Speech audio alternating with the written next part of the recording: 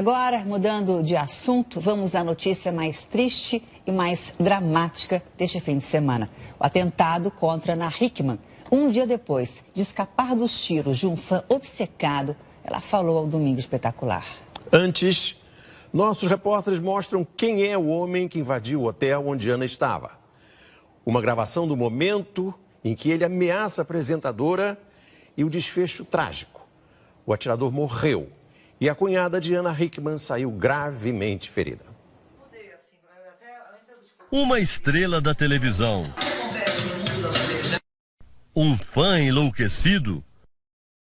Uma história de obsessão sem precedentes no Brasil termina de forma trágica. O cenário, este hotel de luxo, numa região nobre de Belo Horizonte. Ana Hickman chegou aqui ao meio-dia de sábado para um evento de moda. Na tarde anterior, se hospedou Rodrigo Augusto de Pádua, de 30 anos. Ele não conhecia pessoalmente a apresentadora, mas em delírio acreditava ter um relacionamento com ela. O evento de Ana Hickman seria às 3 da tarde. Enquanto se arrumava, ela publicou esse vídeo na internet. Gente, estou aqui no hotel, terminando de me preparar, maquiagem está quase pronta. 15 minutos depois, ela seria vítima de uma tentativa de assassinato. Por volta da 1h30 da tarde, Rodrigo rende Gustavo, sócio e cunhado da apresentadora, no elevador. Ele tinha um revólver. Gustavo é obrigado a levar Rodrigo até o apartamento de Ana Hickman. Os dois entram. No quarto estavam Ana Hickman e Giovana, mulher de Gustavo.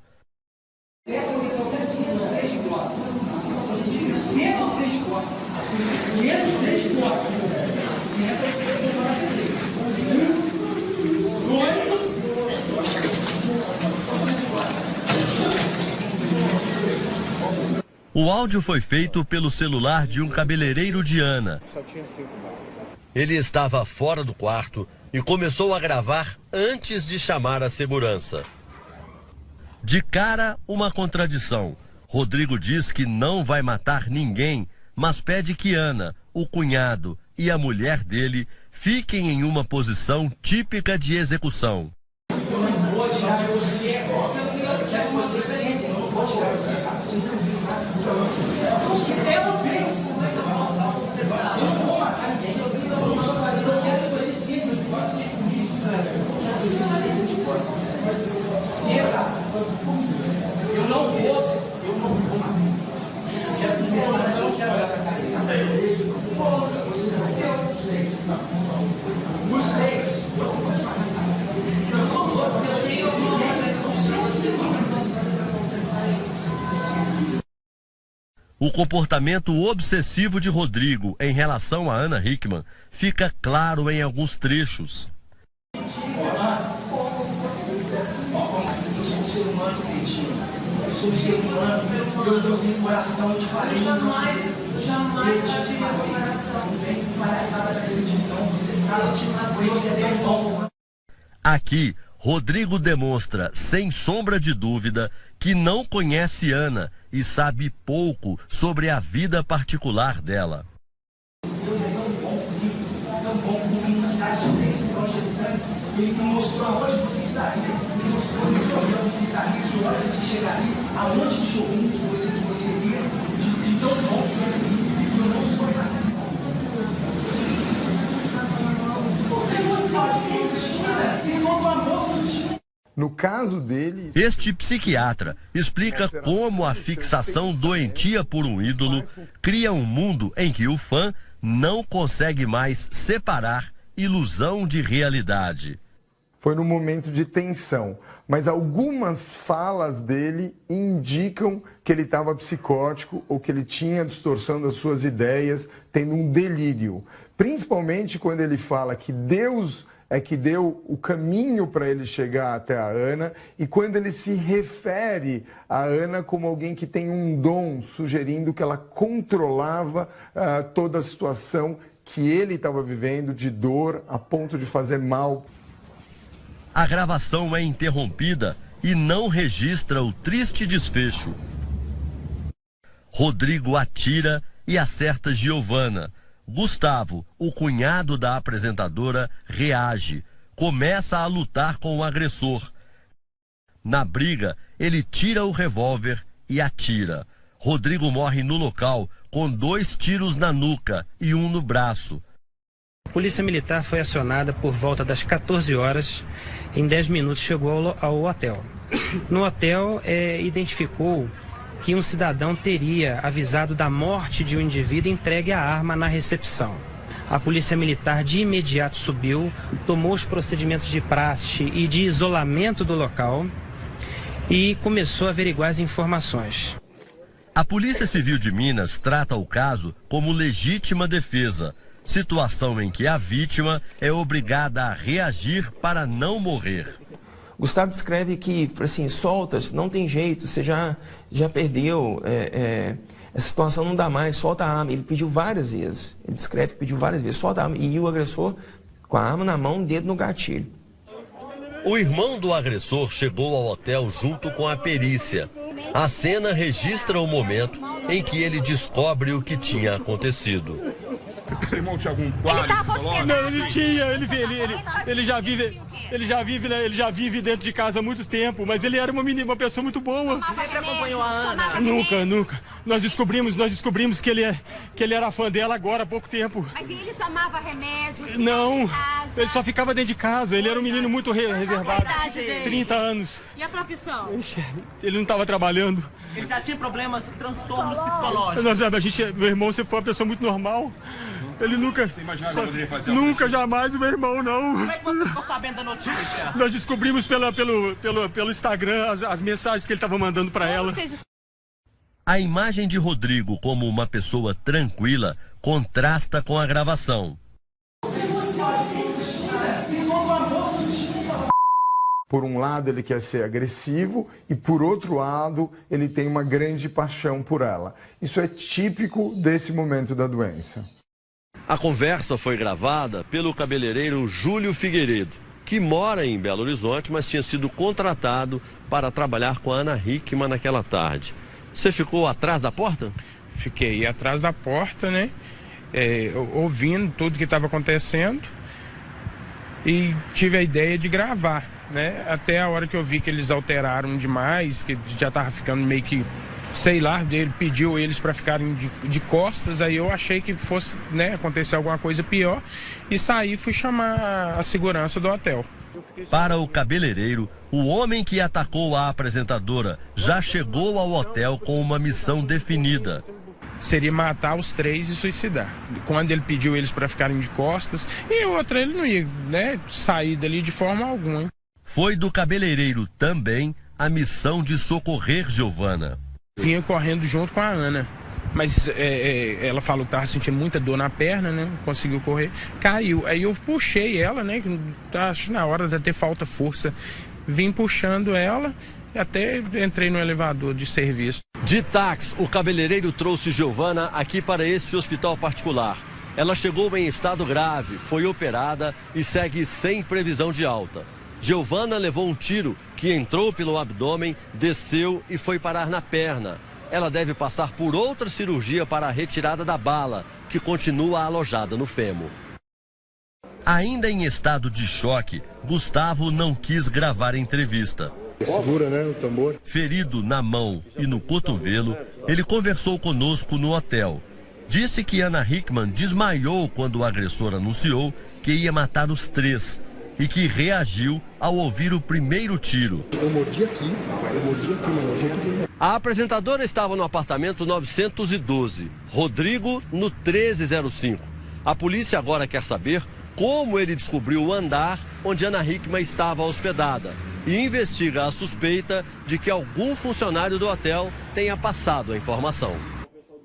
Acompanhada do marido, Ana Hickman foi à delegacia prestar depoimento. Os investigadores apuraram que o fã obcecado seguia todos os passos dela nas redes sociais. Antes de sair de casa, a apresentadora postou o primeiro vídeo do dia. O marido rapidão que acordou pra fazer o café. No aeroporto, mais uma publicação. Mais uma viagem aqui com o Super Gustavinho, a cara de felicidade dele. E a Gi, todo mundo junto. E já no hotel, a última, 15 minutos antes do ataque. Ana e o marido jamais poderiam desconfiar que um fã poderia cometer um ato de loucura. A Ana Hickman tem 17 milhões de seguidores em rede social. É óbvio que de tudo acontece, só que a gente não acredita no mal. A partir de hoje, nós passamos a acreditar no mal, na loucura, na paranoia, né? E na premeditação.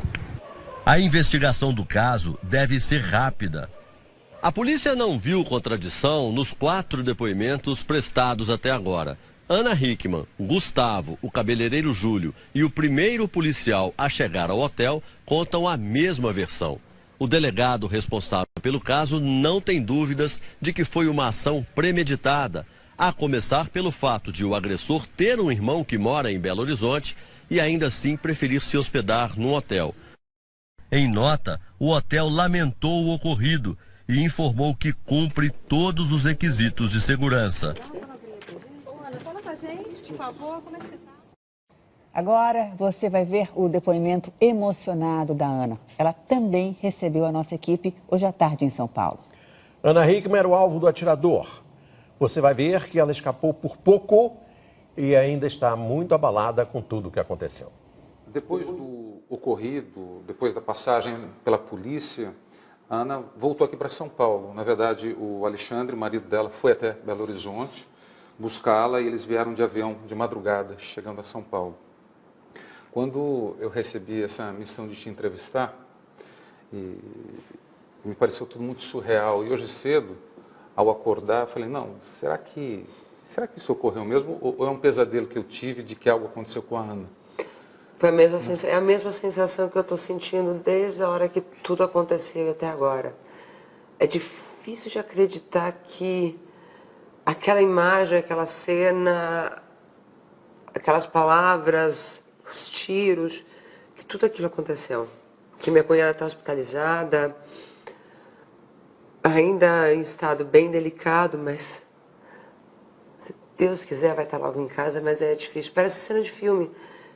É exatamente isso, é um enredo de algum grande filme de terror digno de Oscar. E faz menos de 24 horas. Menos, é? Menos de 24 horas. Você conseguiria, apesar do choque, apesar de tudo o que foi, fazer uma descrição objetiva do que aconteceu naquele hotel, a começar do momento em que o rapaz armado entrou? Consigo. Eu acho que eu não vou esquecer dessas imagens nunca mais. Eu não vou esquecer do que ele me falou, do jeito que ele me olhou, como meu corpo reagiu, como tudo aquilo que estava ali dentro demorou, custou a passar.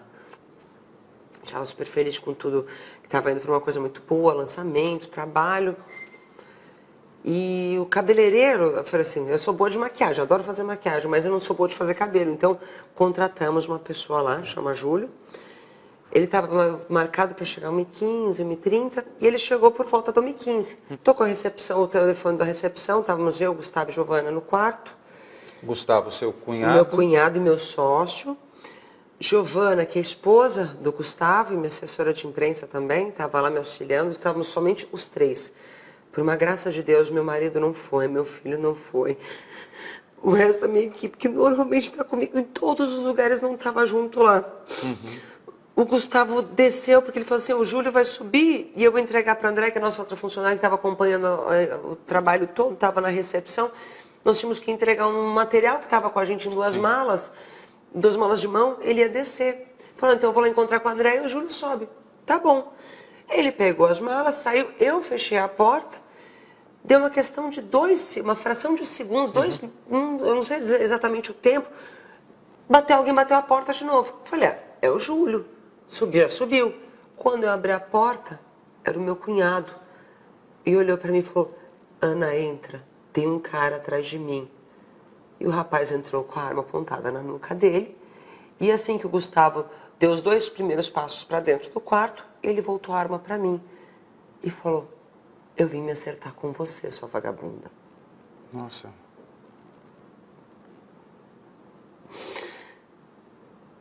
Eu, na hora que ele entrou e eu vi aquela cena acontecendo, a primeira coisa que me passou na cabeça é assalto, é um arrastão. Estava até esperando outras pessoas entrarem atrás para levar tudo que a gente tivesse de pertence, porque afinal de contas é um hotel, passam muitos executivos ali, muita gente. Eu estava pronta para falar, tem celular, tem 4, 5 celulares aqui, tem computador, leva tudo, pode levar, leva material, leva tudo. Eu estava pronta para fazer isso. Mantive a calma. Só que ele veio para cima de mim e começou a me ofender, a me humilhar, falar que me conhecia, que eu sabia quem ele era. E usar palavras que eu juro que é difícil de repetir, mas que depois que eu acabei vendo hoje pela manhã algumas imagens, postagens, exatamente o que ele descreve lá, foram as palavras que ele usou para mim, dizendo que eu tinha acabado com a vida dele. Ele veio determinado para me matar naquela hora. Eu tinha certeza que ele veio para acabar comigo. A hora que ele entrou, aí ele foi para um lado do quarto e fez com que eu e meu cunhado e minha cunhada fôssemos para o outro lado da cama. Era um quarto muito pequeno, tinha uma cama de casal. Sim. E o tempo todo falando que eu não prestava, que eu era uma mentirosa, que eu correspondi sim durante muito tempo ao amor dele e que de repente eu parei de falar com ele, fazia menções de Instagram, de rede social, de todas elas e principalmente do Facebook, porque sou eu que cuido pessoalmente do meu Instagram, do meu Face, do meu Twitter, então grande parte das minhas postagens são todas compartilhadas. Quando posso, respondo muito às pessoas, até através, eu comecei a usar o Snapchat para ser uma forma mais próxima das pessoas, e ele começava a usar certas postagens que eu fiz para dizer, para quem você fez aquele biquinho, para quem você fez aquilo, fala para eles, confessa que era para mim.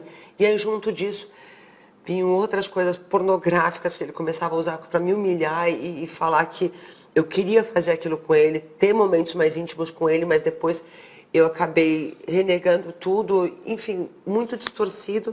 E te ameaçando? O tempo todo com a arma apontada para mim. O tempo todo. Ele foi de uma frieza e de uma segurança. Isso, eu já passei por outras situações complicadas antes, tentativa de assalto e tudo. Mas é engraçado que dessa vez, pela primeira vez na minha vida, eu realmente senti medo. E tive a certeza que ia morrer. Porque ele olhava para mim e ele não piscava. Ele olhava para mim com um ódio, ele falava com um ódio tão grande. Eu nunca pensei que alguém pudesse sentir isso por mim. Não gostar de mim, tá tudo bem, a gente entende. Mas sentir vontade real de tirar a tua vida.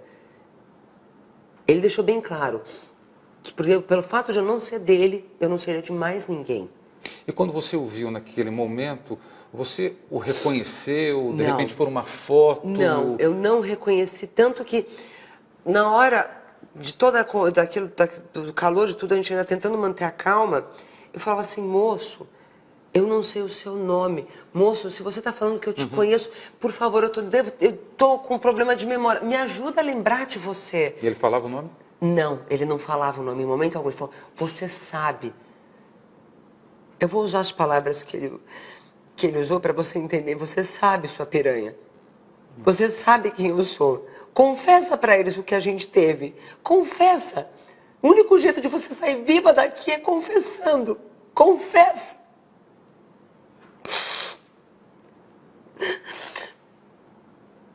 E diversas vezes eu tentei argumentar e falar, moço, eu não te conheço, moço, eu não sei do que você está falando. Pelo amor de Deus, eu tenho um filho pequeno. O seu filho, o Alexandre, ele é um anjo, mas você é uma vagabunda, você é uma piranha, uma mentirosa. Você merece morrer. Ana, nesse momento, vocês estavam de frente um para o outro? Sentados na cama, eu sentada no meio, a minha cunhada aqui, e meu cunhado aqui na ponta da cama. Ele o tempo todo pedia para que a gente ficasse de costas para ele. Ele estava? Aqui, do outro lado da cama. Ele ficava entre tava a cama na frente dele e de costas para a janela.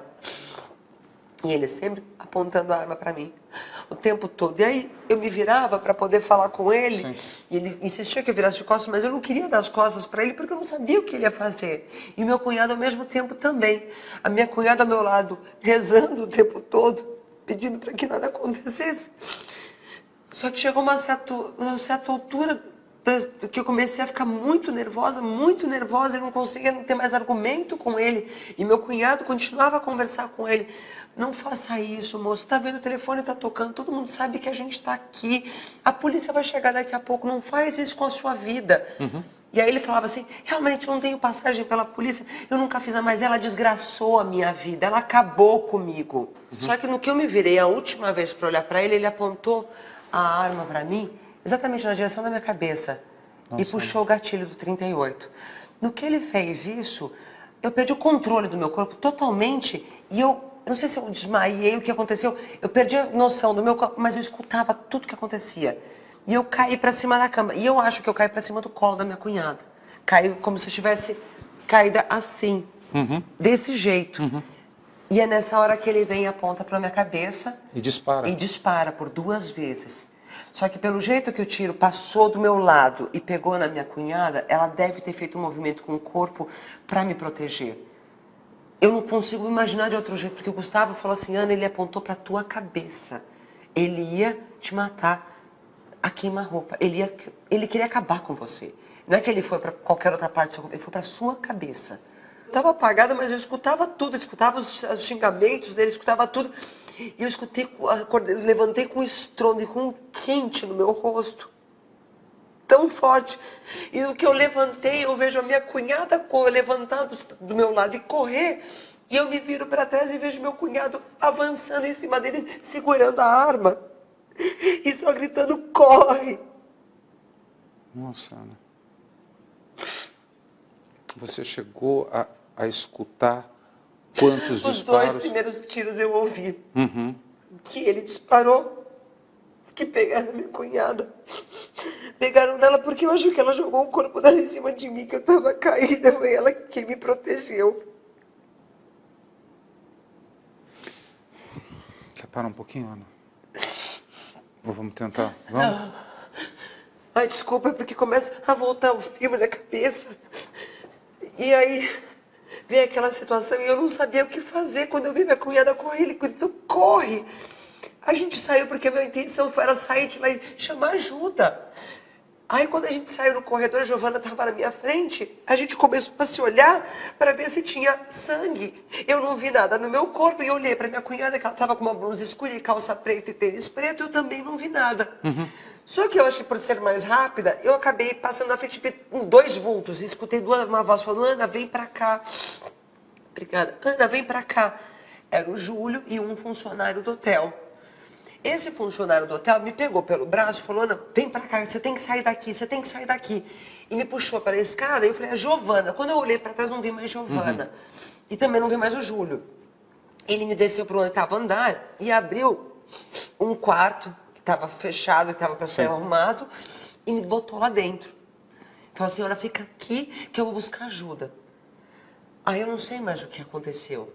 Em algum instante, nessa meia hora que vocês estiveram dentro do quarto, você ligou essa pessoa a um suposto fã que você tivesse bloqueado numa rede social? Na hora, eu juro que eu tentei buscar, porque assim, eu conheço muita gente. O pessoal de fã-clube sabe que eu sempre sou muito aberta, eu sempre fui muito respeitada pelas pessoas. E um costume que eu tenho com qualquer pessoa que diga alguma ofensa, algum palavrão, algo que me magoe, ou que faça mal para quem está ao meu redor, para minha família, qual que é o meu procedimento? É não responder, é bloquear esta pessoa e apagar o comentário porque eu acho desnecessário. Eu vejo rede social como uma forma de você interagir com as pessoas de uma forma positiva, para você aprender, para você ter amigos. Para isso que se serve rede social.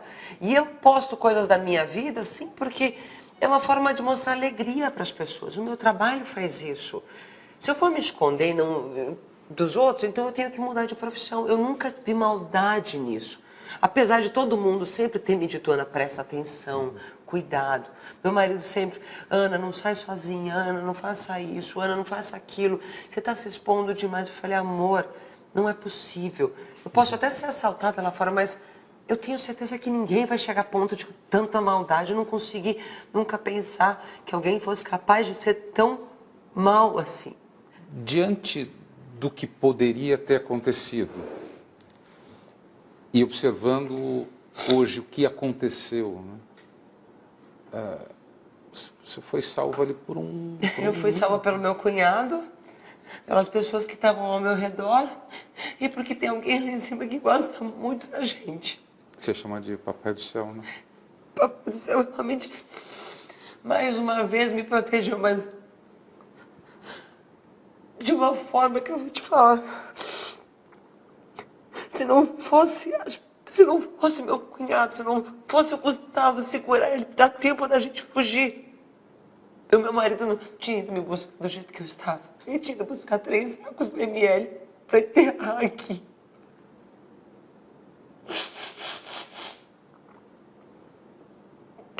Esse rapaz estava 2 dias no hotel, me esperando. Eu não sei como ele descobriu o hotel que eu ia estar. Mas ele planejou tudo isso. Ele sabia o que ele queria fazer. Ele estava certo e seguro. Juro, se não fosse a coragem do Gustavo, depois que ele escutou aqueles 2 tiros, eu não sei como é que teria terminado. Eu só consigo imaginar pior. Não aconteceu pior porque ele foi muito corajoso em segurar aquele rapaz e conseguir deixar a gente sair do quarto. O meu pânico quando eu não vi mais Giovana, eu não sabia onde ela estava, não sabia se ela estava machucada, se meu cunhado tinha sido morto. Você ficou quanto tempo assim sem saber dos 2? Eu sei que a primeira hora que eu consegui ter alguém, depois com a polícia militar, a polícia civil, todo mundo que chegou lá da perícia, que alguém me deu um horário, era mais ou menos quase 4 horas da tarde, 3 e pouco, quase 4 horas da tarde. Aí que eu fui ter noção que a Giovana estava hospitalizada, que ela tinha sido baleada, que o Gustavo estava bem. Até então eu não sabia, eu fiquei sozinha dentro de um quarto um bom tempo, esperando notícias, desesperada, sem conseguir falar com ninguém. Imaginando que esse maluco tivesse matado meu cunhado e estivesse no hotel e poderia fazer mais alguma coisa.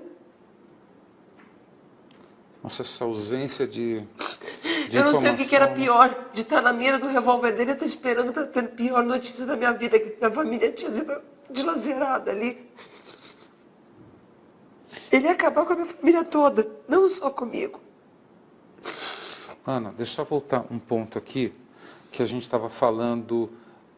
Em algum momento você descobriu que bloqueou esse rapaz em rede social. Isso foi hoje pela manhã, aqui não em casa. Foi? Não foi lá, porque até depois, quando eu fui para a delegacia, me perguntaram, eu falei assim, gente, eu estou tentando puxar, eu sou ótima com memória fotográfica, mas tem alguma coisa que não está batendo. E hoje pela manhã, meu marido puxou algumas imagens, algumas fotografias, que eu pedi para ele, eu falei, eu preciso saber quem é esse rapaz, eu preciso saber se alguma vez eu já o respondi, se aconteceu alguma coisa. E os últimos perfis que divulgaram dele, eu não tinha reconhecido. E aí, quando eu vi uma imagem, que ele tá com o braço para cima, aí eu lembrei quem era.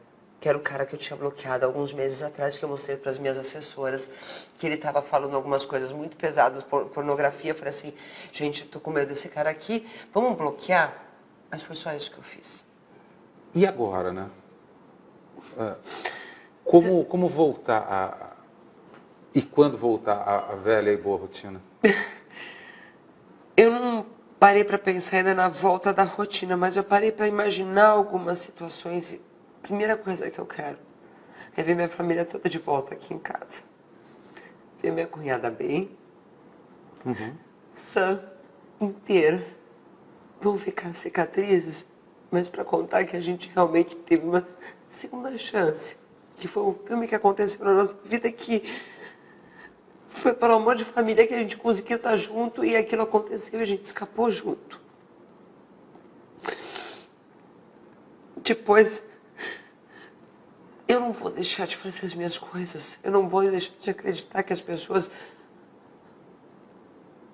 são boas. Eu nunca consegui ver maldade desse ponto das pessoas. Eu não posso achar que todo mundo é assim. Isso vai passar. Vai ser uma página da minha vida que nunca vai ser apagada, porque eu não vou conseguir esquecer. Mas provavelmente eu vou ver as coisas com um pouco diferente, com um pouco mais de cuidado, de mais cautela. Ouvir mais o meu marido quando ele se preocupa com segurança, não só minha, mas da família toda. Mas eu ainda não sei, ainda não parei para pensar no que vai ser amanhã. A única coisa que eu penso agora e rezo por Deus, que todo mundo volte para casa bem. O pior já passou. O pior já passou, a gente está vivo. Só para a gente encerrar, eu acho que todo mundo que está em casa, que te admira tanto, né, queria falar para você que o Papai do Céu, né, que serene o seu coração, que dê muita força para que vocês superem isso. E tudo passa. Passa. Tudo passa. Eu sei que passa. Vai passar sim. A coisa mais importante eu tenho dentro dessa casa aqui, que é minha família. Você sabe que depois que eu saí da delegacia, que eu estava no avião voltando para casa, meu marido meu estava de mão dada com ele. Por várias vezes eu tentei ter raiva desse rapaz, pelo que ele fez com a gente, fez a gente passar, por ter machucado a pessoa que eu amo tanto. Mas ao mesmo tempo eu não consigo ter raiva dele. Me veio um sentimento de pena. O que faz uma pessoa chegar a tamanho desespero e maldade no coração e achar que tirar a vida de alguém vai fazer ele melhor.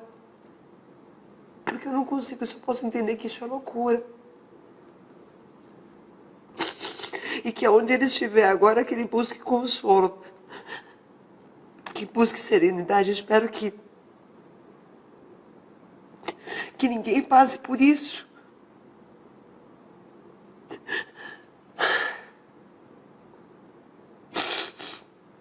Eu só quero ter todo mundo aqui na minha casa de novo, como sempre foi.